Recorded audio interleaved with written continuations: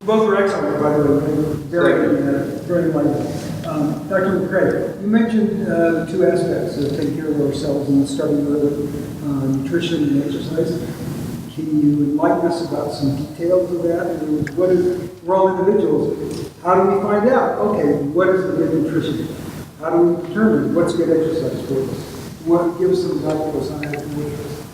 Don't listen to the American Dietetics Association or the U.S. Department of Agriculture. In the 1960s, George Butts was Richard Nixon's agriculture secretary, and he gave money to the farmers in the Midwest who plant wheat and corn products, fence line to fence line, but they had no market to sell their product into.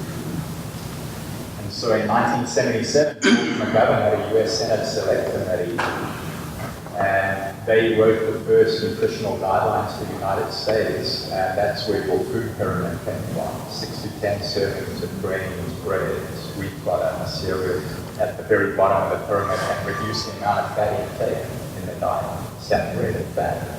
So you had this lipophobia that's occurred in the United States and around Western world, down to Australia and New Zealand as well for the last 50 plus years. And when those guidelines came out, within about 3 or 4 years after that, obesity and diabetes type 2 rates started skyrocketing. And there was no evidence, no good scientific evidence to support the move away from fat in the diet, good fats, the bacon, eggs, avocados, nuts and seed oils, things like that. You said bacon and eggs. As much as you need. I mean, go back and look at what your grandparents were eating. Were they overweight? Were they developing type 2 diabetes? Those are very new chronic conditions. They didn't exist very much prior to the early crisis. So what I'd say out of all of that is most of the chronic diseases in the US are inflammatory diseases, diseases of inflammation, heart disease, diabetes, cancers, most of the cancers are inflammatory, and Alzheimer's as well, which a lot of us as we get older are concerned about. Well, what causes the most inflammation in your body? What kind of food? Sugars.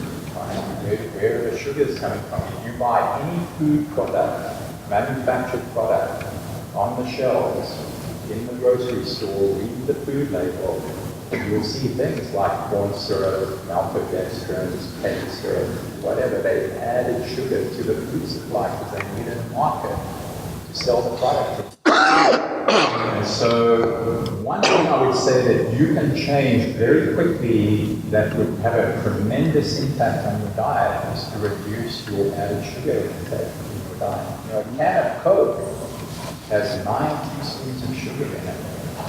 Would you ever put 9 teaspoons of sugar in your tea or in your coffee or any other drink that you consume? Yet you pick up a can of Coke and just down it. Or Gatorade, a small Gatorade you give to kids, right? Because, oh, you need to drink Gatorade because it has electrolytes in it and glucose, and you need to replace those if you exercise. 10 teaspoons of sugar. Wow. It's insanity. And so now, as we get older, if we are going to be impacted by these major chronic conditions, which we are, right? Leading cause of death for people over the age of 25 in the United States is heart disease or cardiovascular disease. It's all going to get us that or cancer. And both of those diseases are inflammatory diseases. And we get most of our information through our diet. That's where it's really generated, and or through a insufficient amount of physical activity.